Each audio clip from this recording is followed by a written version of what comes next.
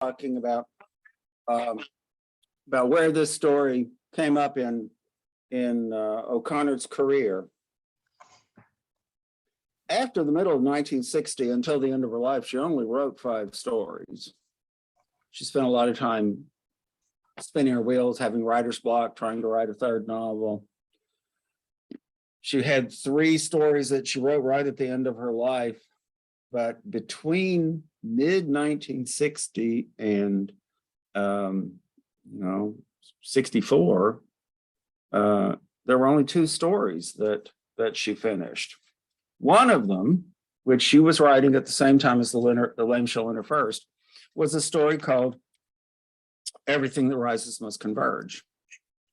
And Flannery told people in letters that she needed to figure out how to write something new, that she had done what she knew she was good at, and she'd done it all, and now she needed to find something new. So she wrote Everything That Rises Must Converge and said, yep, that's a really great story, even though it's about current events. And wish I could write another one like that. And then what did she do next?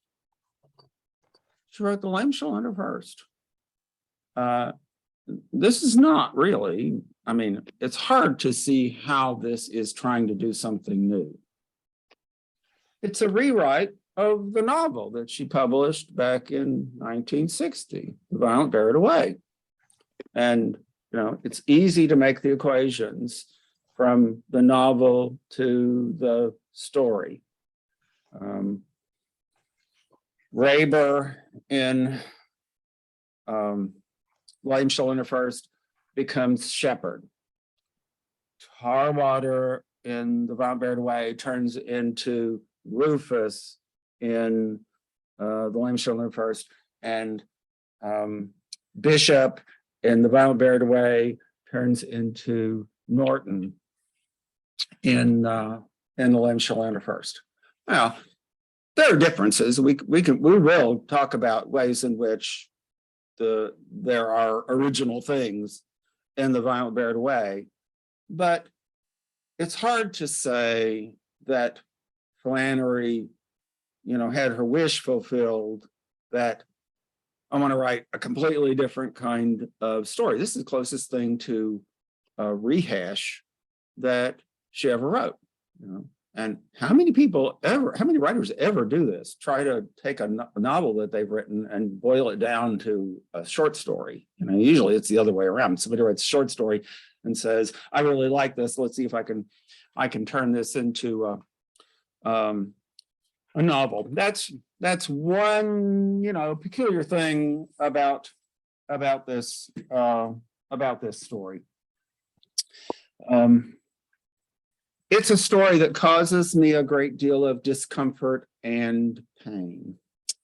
I always say to my students, if they can survive reading A View of the Woods and The Lame Shall Enter First, then everything else in the works of Flannery O'Connor will be fun and games and pleasant by comparison.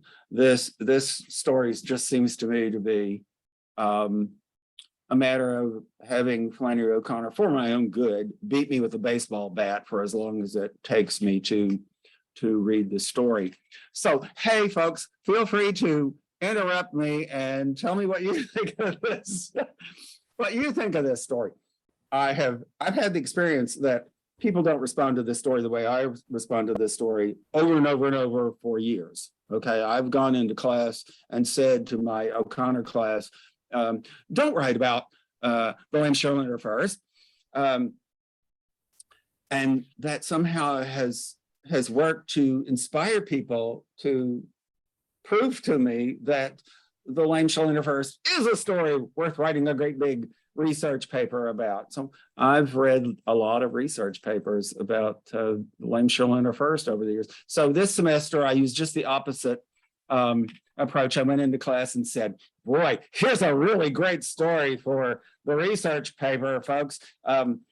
Lots of good things to read out there in the world, and boy, won't you have fun And I'm kind of hoping that reverse psychology will work, and people will decide not to write about it again, because it's excruciating.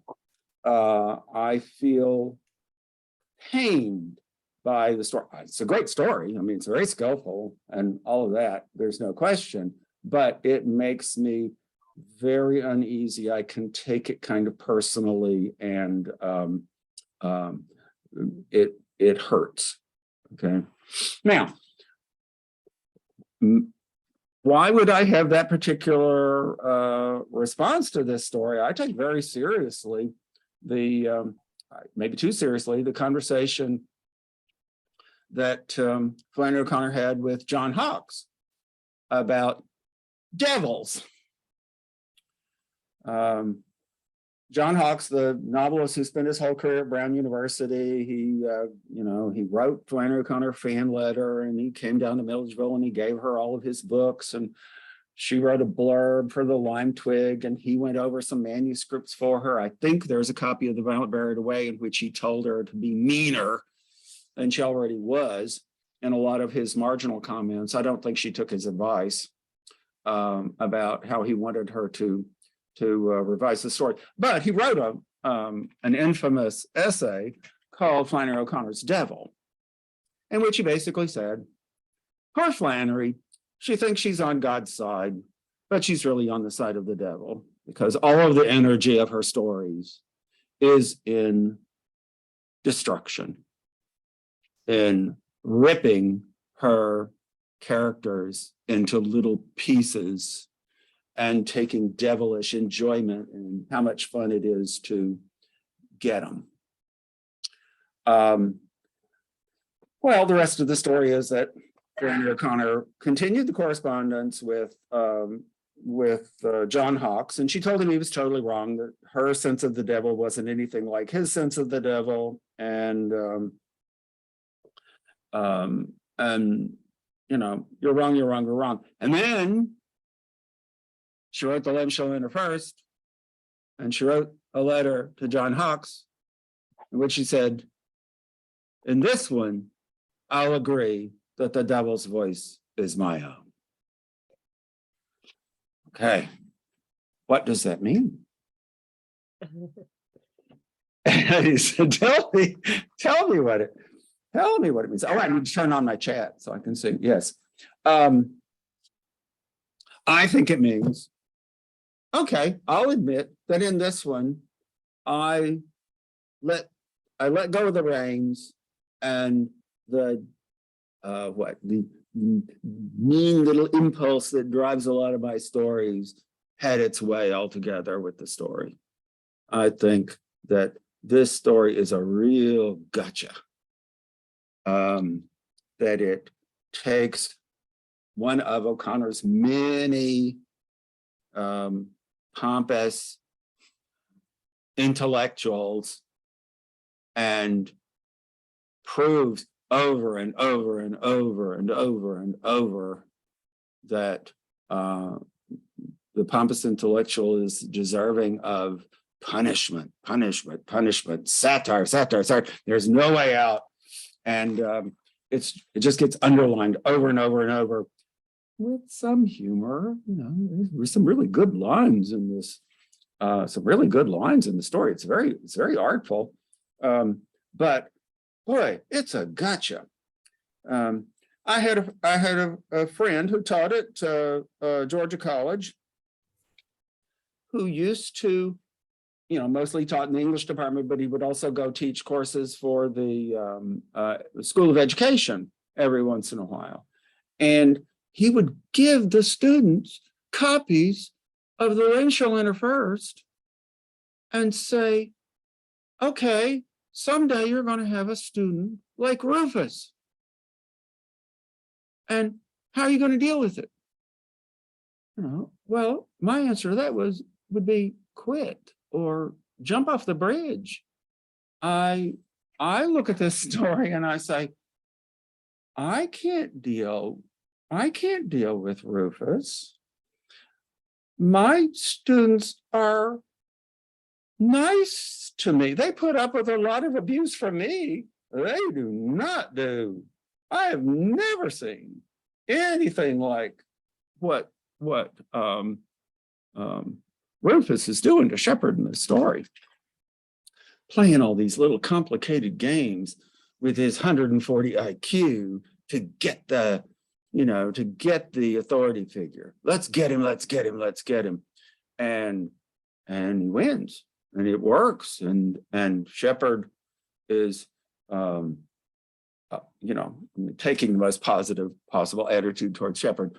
Shepard tries most of the time to do the right thing, and it never works. And the story does point out that he has a lot of bad motives for doing even the right thing, and the bad motive for doing some wrong things too. He's left with no good motives. But I think it's an impossible situation. It's really hard to know how one could deal with a person like Rufus. And Flannery O'Connor was a teacher there for a while when she was at Iowa. What would she have done? I'm not sure I can imagine she had an answer to this. It's every once in a while I think of that song Officer Krupke in West Side Story, where all the gang members get together and they talk about how no social scientist can come up with a solution to any of us. Ha ha ha ha ha. They're having a great time saying we can slip through the cracks. There's nobody who can understand us. Nobody knows what to do to keep us under control. Well, yeah, that's the lame shall enter first, it seems to me. Well, okay, that's my opening. Oh yeah. Oh, a couple of questions. Yeah. Francis, one from John. Oh yeah, sure. People can debate that they take a more, I'm interested in, people can debate why they take a more positive attitude towards Shepard than I do, or why they take a more positive attitude towards Rufus than I do. And I, we survived the experience. But I have to constantly coach myself to play fair. Okay, that I have obligations to keep an open mind, and I can't let how I respond to this story affect how I'm going to grade this next paper. So, yeah, sure, there are good papers to be written about this, but I can't deal very well. This is going to sound weird. I can't deal very well with stories that bash Shepard and stories that bash Rufus, because it seems to me that's too close to how I feel. I want somebody to tell me something new. I don't know if this is explaining why the story has tended to be popular as a research paper topic over the years. I have read good articles about the limb shall enter first. Okay, one of them I want to advertise. I'll talk about that topic for a minute until somebody. Well, okay. Let's talk for a bit about Rufus. It could be that Rufus is the winner and the hero of the story, that he says all sorts of things that can be defined as Flannery's kind of version of tough Christian truths. And we're supposed to delight in how he wins the battle with Shepard. And you can get through and come up with a rationale for just about everything he does in here. I draw the line personally at what Rufus does to Norton. Okay, Fernando, you're going to have to talk about Norton at some point today. I think that Rufus decided that one of the things that would be fun to do in this situation is to make Norton commit suicide. And he doesn't even take Norton seriously. I think he just considers him a pawn. And Rufus just wants to say the things that will make this little boy commit suicide. And Rufus is having fun because he's playing trickster with Shepherd. It's a way to get at Shepherd. It's a way to be mean to Shepherd. And that's the most fun Rufus can imagine. And so he does that. And no, I do not forgive Rufus for that. No. Okay. Flannery O'Connor sometimes said she identified with Rufus. She also said that he was devil. Maybe that's how this is, her most devilish story, because she's identifying with the little bad boy so much that, she lets him get away with things that I really don't want him to get away with, especially at the end of the story. I can imagine myself as Shepherd in this story. I can imagine him falling for every trick Rufus pulls all the way through the story, and being humiliated over and over and over by somebody who wants to play the games that Rufus is playing. Thank God it's never actually happened to me, but I can imagine falling for his tricks and feeling completely victimized by the experience. What do you do with somebody like Rufus who just wants to cause as much trouble as possible? Rufus is right, isn't he? I'm looking at Chet. Rufus is right, isn't he? That only Jesus can save him. Sure. That's how Flannery wrote the story. She gives him a lot of lines where he justifies everything he's doing by giving it a religious angle. But then after that, Roger Duval writes about that that O'Connor's God can use characters who are the most demonic and use them for his own purposes. And then John adds again that Rufus could also be seen as Pan, the god of shepherds, goat-footed. Very good. That there's a mythological relationship. Yeah, Pan and shepherds having a relationship in mythology that maybe is being tied into this story. This could be kind of like, in a way, if you go at that angle, you can say this is kind of like Greenleaf, which she wrote several years before, where there's a Christian level to the story and a kind of a Greek mythology, Greek and Roman maybe, mythology level to the story, and they interact and maybe reinforce each other in there. I just don't like Rufus. He just drives me crazy. And the idea that Flannery is excusing his behavior, oh my God. And I was in a conversation recently with somebody who said she didn't believe that Rufus is trying to make the little boy commit suicide. And I thought, oh yes, he is. And for a lot of people, the comparison is not so much to the violent buried away there, but to the river.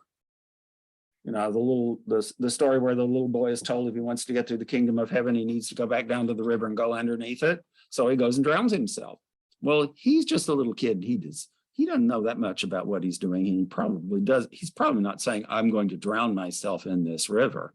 There's a certain level of accident to what happens there. Here, seems to me, Rufus is saying, well, you have to die, and then you can go to heaven, and then you can see your mom again. So he never quite says, so why don't you do it? But he's given him all these hints. And I think Rufus's motives are very bad. He wants that kid dead, and he's pretending to befriend him. And I don't think it's friendly speech he's making when he says, you need to die to get there. John and Roger are going back That's and good. forth. Now, Roger has said about just John's carry on. John the Baptist's son. Yeah, his full name, I think, is Rufus Florida Johnson. And I can't remember if he ever says Florida in the course of this story or just a draft. Well, if he's Factor in how demonic, that would Florida- fit right in. That would fit right in. Florida, the ultimate Florida symbolism, man. Flannery O'Connor, it always means chaos, wildness, and the divine is down there somewhere all mixed up. Okay, so I'm just venting about how I'm mad at Rufus, and I'm doing it because I know that this is not what everybody thinks. I think this is a really painful story because the really bad little boy has his way and gets to do whatever he wants to do. And I'm afraid maybe the author is on his side, and I don't like that. It's not meaning that it's not a skillful story. Golly gee. This is high O'Connor. It's just hard for me to take. This is not pleasure reading. This is like, you do it even though it's painful because it's for your own good. Read that story again, Bruce. What were you about to say, Irene? Well, actually, I was going to say something else, but John puts up, what about the foot? Why is Rufus crippled? Would a healthy Rufus ruin the story? Okay. One angle you can take on this story is to say that this is a disability studies story. This is a gold mine for people who do disability studies. My two-bit understanding of disability studies as an academic field is that you think about all the ways in which people can be disabled, and then you try to counter our usual inclination to say, oh, disability bad, I don't want to have a disability. And you move toward the understanding that we all have disabilities of various sorts, and we repress our knowledge of those disabilities. So let's bring it all out. Let's all think about how we're all disabled. And then part two, you start asking yourself questions about to what extent is disability good for you? How might you benefit from what the world sees as a disability? Well, somebody who wants to take that, for somebody who wants to take that approach to, asking questions about literature or anything else. Oh, Rufus is a gold mine. He has embraced his foot. He has, he looks at that disability of his foot and he says, I can make this my best weapon. And he's not just accepting it, he is glorifying it. His whole sense of his personality is in his disability, and it makes him stronger in a lot. It makes him a more formidable adversary. That he's got this disabled foot. It's his easiest way to resist Shepard's control. Shepard looks at that kid and he wants to do something about the foot. He wants to do something about the foot. He wants to do something about new shoes. And Rufus has got his game plan all figured out about how he's going to deal with that attitude from Shepard, and Rufus wins. And humiliates Shepard pretty thoroughly by saying, no, I'm not going to do what you want me to do. I'm going to keep hanging on to this disabled foot. Now, I said I knew of a good article about Lorem Shalana First, and I recommend it to you in the Flannery O'Connor Review from 2020, volume 18. There was a special feature about O'Connor and disability studies. And there's an article by Sonia Freeman Loftus in there that's entirely about this story, and her, maybe it's not, maybe this isn't her only point, or maybe she doesn't even think it's the major point, but it was the part of that essay that was really most interesting to me. But she makes me think that the story is more complicated than I realized, because she says Rufus doesn't really understand his disability, that he says things that are wrong, and he says things, as maybe his more persuasive part, he's inconsistent, that he says different things about his disability. And she says, maybe it's in the title, that Rufus misinterprets his disability. So even though it gives him a kind of power, it also is more complicated than he understands. And that opens up the story to some new questions, new ways of looking at it, and makes it a better story, which is what I need. I highly recommend the article. Okay, let's look over here again and see what's going on with the chat. Okay.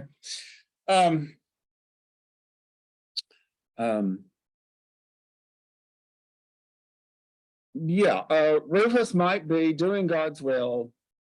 There's the notion that some people have talked about that sometimes O'Connor might create a kind of scourge character, somebody who's just there to punish the people who need to be punished.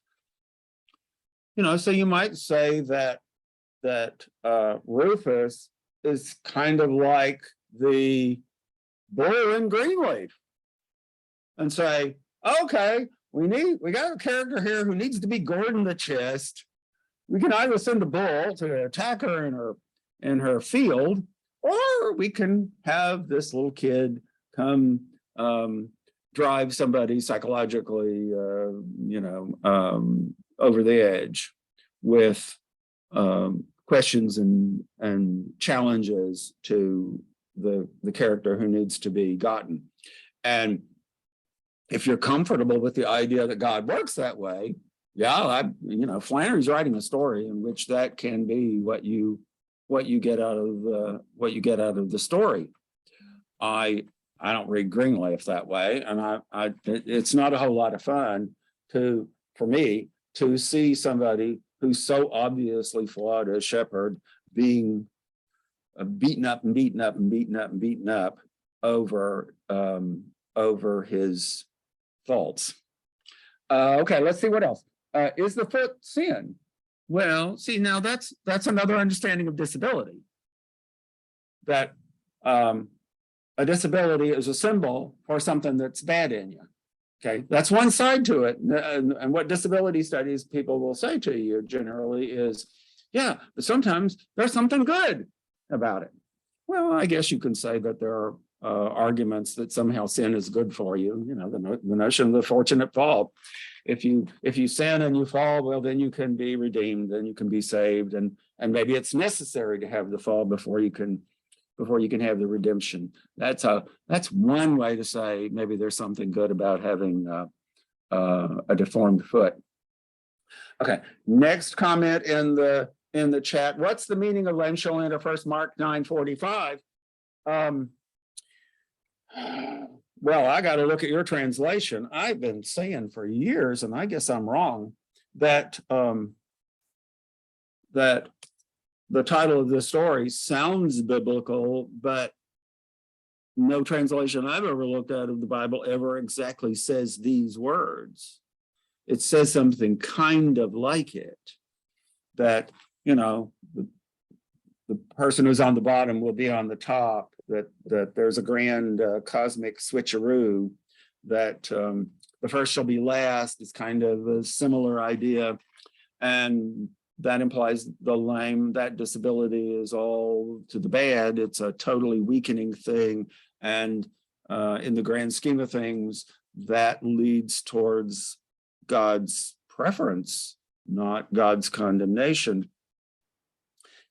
It's kind of in the Bible. I'll have to go look at Mark 9:45 and see if that's there. I've had people propose Jeremiah 32 and Luke 16 as other places where the Bible almost says something like what's in this title. Now, there's the other anecdote about Flannery hearing that phrase, the lame shall enter first, and she didn't like it. She was getting on an elevator in Atlanta, apparently, and said somebody who was being sweet to her, said, "Oh, aren't you cute and brave with your little crutches? And remember that the lame shall enter first, darling." And Flannery said something like she wanted to hit her with her crutch. She did not hear that line in real life and say, "Oh, what wisdom." No, her response was, "Get out of here with your using those words and applying them to me. I don't like it. I don't want to be told I'm cute because I'm sweet because the medicine for lupus has made my hip bones melt. That's not how it works." Well, okay, forget the story. Flannery O'Connor's life is just the sort of thing that people who do disability studies go crazy over. Here's somebody with a deadly disease, very early in her writing career. She wrote the whole, she wrote most of her works with, prospect of death, right there. And it helped her in a way because, well, she didn't do any chores. Mama turned Andalusia into a writer's colony where she wrote every morning and did whatever she felt like doing in the afternoon and write 10 gazillion letters or go out and have fun feeding her birds. But it got Flannery off the hook in lots of ways. After a certain point, she wasn't expected to marry. She wasn't expected to have kids and devote her life to them. That might have been something Flannery wanted. But once she gave it up, there were certain advantages to having missed out on certain things. So her disability, in a way, worked for her. That line that's kind of famous, that's attached to Flannery, that she put in a letter, "I can with one eye squinted, take it all as a blessing." God, I forgot the word blessing. Yeah, that she could kind of feel good about all the troubles she's had if she just looks at it in a funny angle. Well, in a way, she's talking about her disability. It paid off for me. Okay, my life was a good life, even though I had all these extra troubles that most people wouldn't sign up for. Nobody goes around saying, "Gee, I wish I could get lupus." But there is a book called Creative Malady that is a really impressive book. It has chapter after chapter after chapter after chapter about all the famous people who became great artists and thinkers and had successes because they were sick, because the expectations of the world for what they were going to do with their time changed in the direction of their great mission of mostly art, because of an illness. So the trick, everybody, the moral to the story is get a little sick so that people give you time. They don't ask you to be on another committee. And then you'll have all this time to spend on stuff you should be doing with your life. Worst thing you can do is to have your health, because then you just get all kinds of extra trouble. Okay. Okay. Yeah. Okay. If your foot causes you to stumble, cut it off. It's better for you to enter life crippled than to have 2 feet and be thrown into hell. Well, sure. That's that's close. I mean, it's the same, it's a similar sentiment. And, embrace your, well, it's not so much about embrace your disability. It's about don't think you're so great just because you're of average health. You haven't noticed your disability yet. There's probably being true. Yeah, and then Flannery had that line about being ill. Thank you, Roger Duvall. She said, this is in relation to probably to her trip to Lourdes, that illness is an education, that it changes how you look the world, and it probably makes you wiser in a way. It's being sick is better than a European tour. And there's the evidence of what it was like for Flannery to go on her European tour. She went to Lourdes and went to Rome and, and various other places. And I guess she thought it was okay, that it was great. And then she looks at her illness and said, boy, that was one roller coaster ride after another, what she went through with lupus. And maybe she thought that the wisdom that came from the lupus was greater than the wisdom that she got from the trip through Europe. Yeah. Well, okay. We got lots of questions. I hope everybody's looking at the chat. Rufus's quote: "I don't care if he's good or not, he ain't right." I would say that the distinction he's making is he's not right with God. And so there's nothing, his goodness, his ethicalness, his wanting to help matters not at all. It counts for zero. That's Rufus's attitude. And maybe Flannery agrees with him. Okay, I can complicate that a little bit more, and we'll get back to the next comment here in a bit. Flannery got letters from the Alfred Korn when he was an undergraduate. I think it was an undergraduate at Emory. And he's going through a crisis of faith, and he says to Flannery, how am I going to hang on to my faith that's being challenged left and right from going to college? I believe that's the gist of what he apparently said to Flannery. And Flannery's response was basically my paraphrase: don't think so much. Just give alms. Just do good. And don't think about it so much. Good advice? How do you apply that to this story?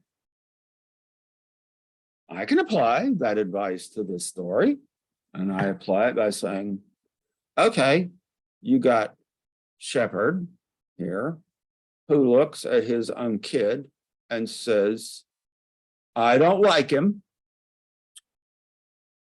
And he looks at Rufus and he says, I really don't like him, but I know how to try to help this kid, even though I don't like him. And so, as a good social scientist, helper of kids, I will put a whole lot of energy into trying to help this objectionable little kid.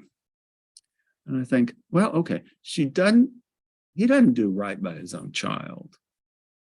There are passages where the kid wants daddy and daddy fails him. He does not pay attention to his child the way he does. Okay, bad dad. What's he supposed to do with Rufus? He tries to help even though his heart isn't in it. Isn't that like giving alms and trying not to think about what's going on? What his motives are? Is he doing it in the right way? He just tries to help. He looks at this kid and says, this kid needs a new outlook on life.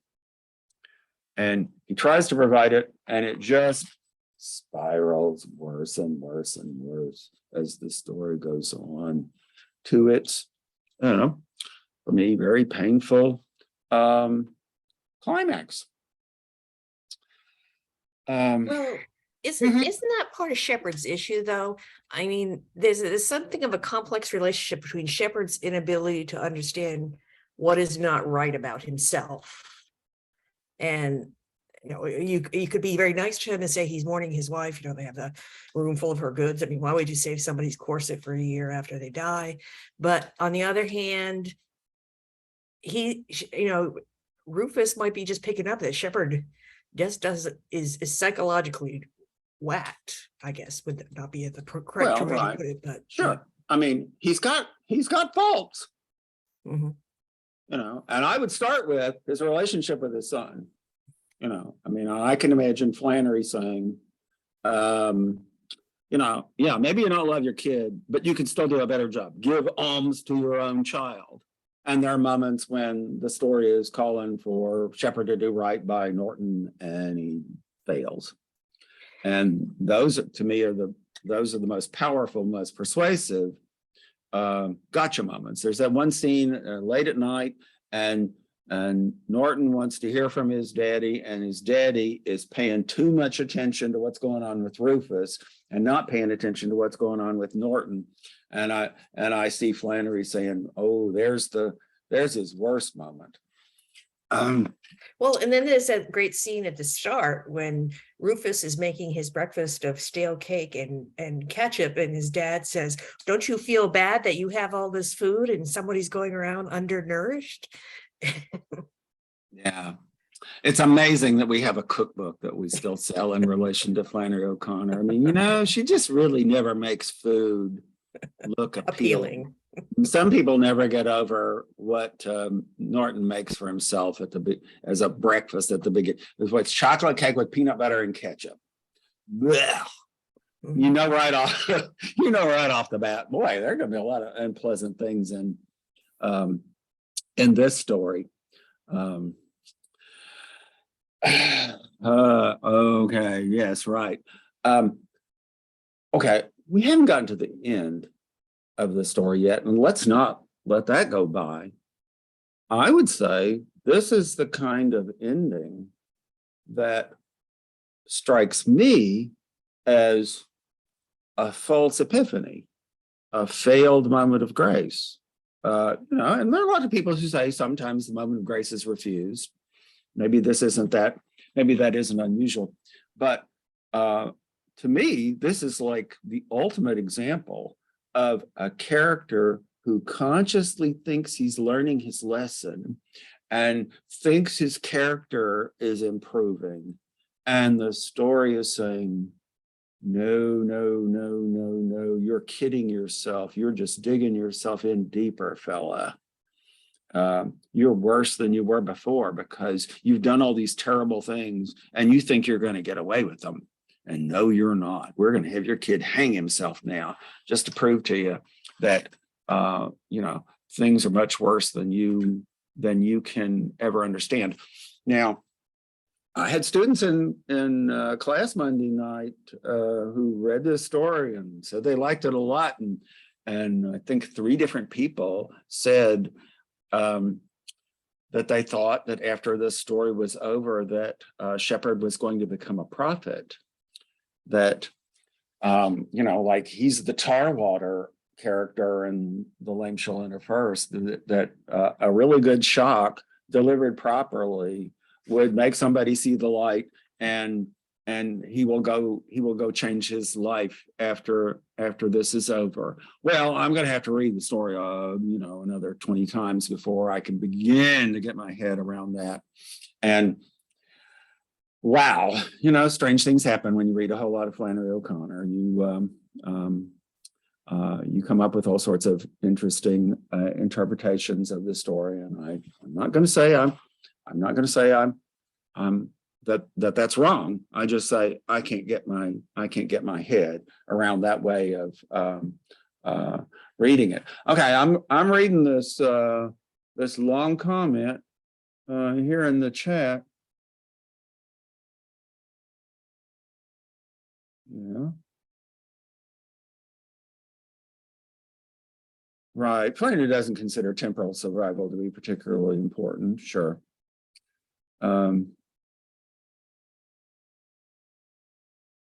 And sure, she loves Blessed Freaks. I mean, you know, one of the next stories she's going to write is Parker's back. You know, if you feel good about Parker, you can feel good about just about anybody, you know. And there is a lot of freakishness in O'Connor, and the freakishness is the best thing we're going to get out of that story. I just feel like Rufus is in a different category. I should give credit. Now, I don't know if I can write a works cited entry for this, but Joyce Carol Oates, the novelist who stole a lot from Flannery O'Connor, bless her. I love Joyce Carol Oates. She's been inspired for her whole career by Flannery O'Connor. She started her life as a creative writer who was also an English professor, and she wrote articles about Flannery O'Connor. And one of the things she says in one of her articles is that Shepard's epiphany is not really an epiphany. It's like it's almost his damnation that the story is you know, the final gotcha is, you think you've learned your lesson. That is the most prideful thing you can do. And you're even worse than you were at the beginning. Everything points to Shepard as bad. Gotcha again, right at the end of the story. It's really just kind of a horrific story if you read it that way. And so it's not theological, but it's just you know, can be read. It's just a totally damning story. And somebody who thinks he's trying to be nice, who thinks he's trying to do the right thing.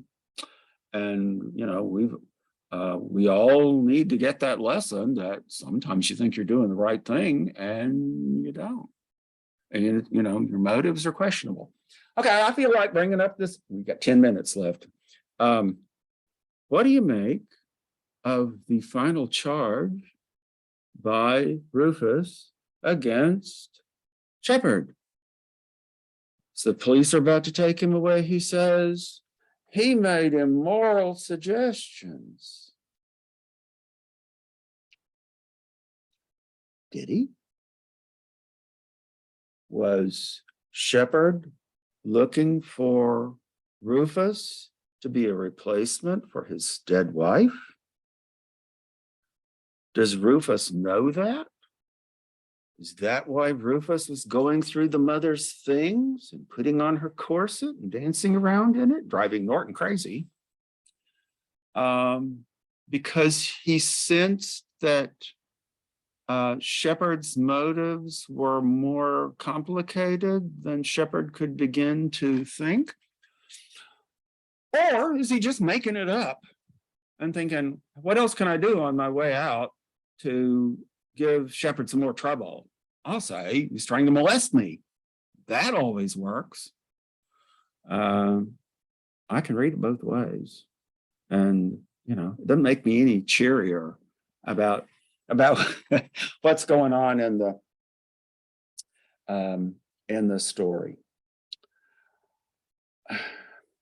Fernanda, isn't Norton one of the characters that you talk about in your essay? Yes. Yes. Yeah, tell everybody about what you say about Norton. That's a whole nother angle on the story. My perspective is that Norton is a central character in the story because he's the saved one through his death. Because when he dies, he doesn't commit, in my vision, he doesn't commit suicide because he's redeemed, as he has exerted the central first action to have the freedom in God that Maritain thought. And I found a very similarity between Flannery O'Connor's thought and Maritain thought about the children. So in my opinion, Norton is saved. He doesn't save Shepard because Shepard does wrong and he isn't connected to Norton's death because Norton dies before that Shepard understand what he's done with him. And I I think that if you look at the story from Norton's side, from Norton's perspective, you see how the world is different for Flannery, because children for her are saved because of their natural intelligence, because they are innocent inside. And then I have worked along about this. And in my opinion, he doesn't commit suicide.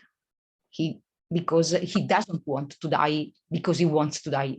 His death is a mean to reach his mother. He wants to reach his mother, and this is just an opportunity to run there. Mhm. Okay.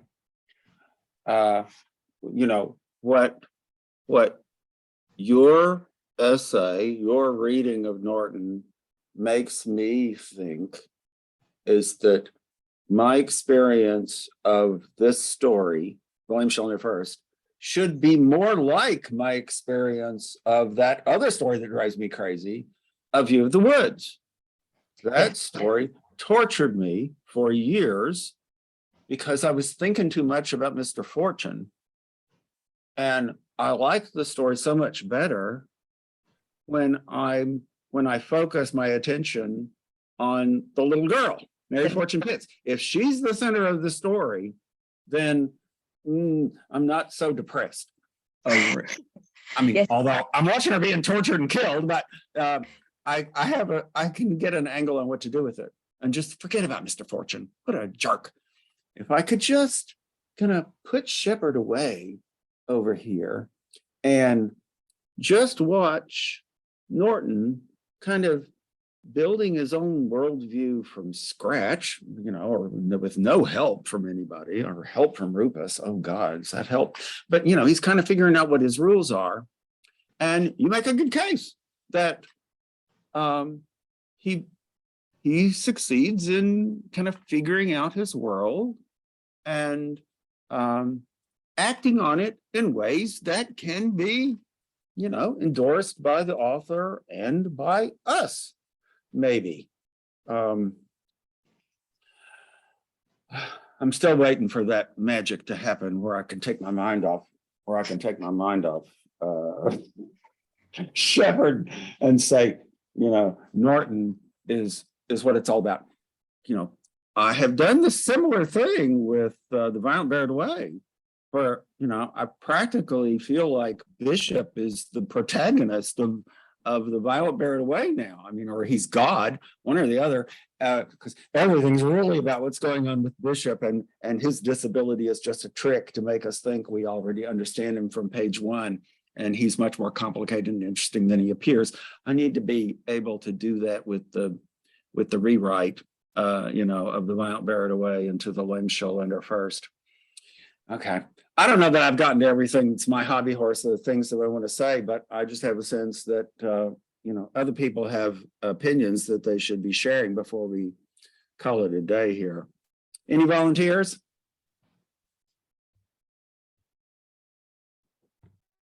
Mm-hmm.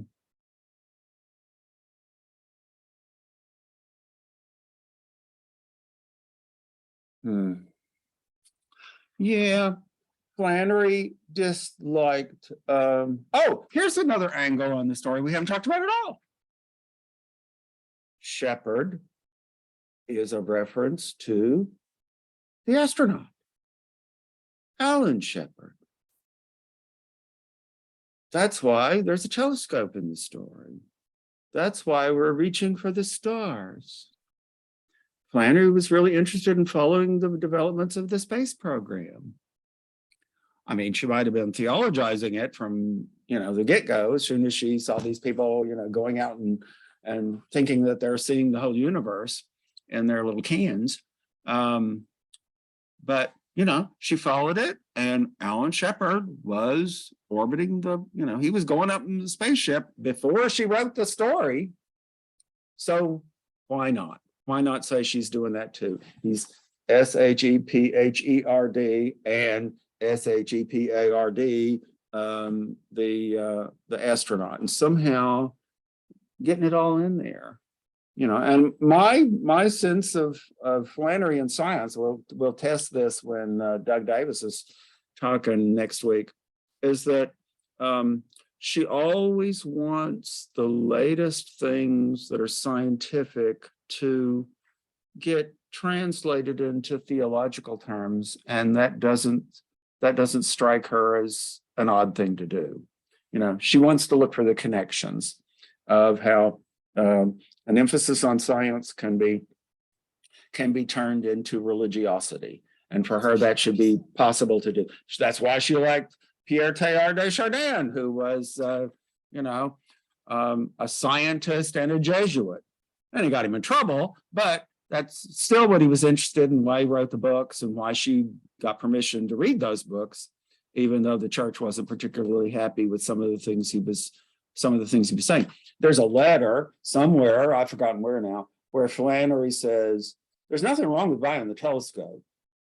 It's that his attitude towards his son when he presents the telescope to him is, bad parenting.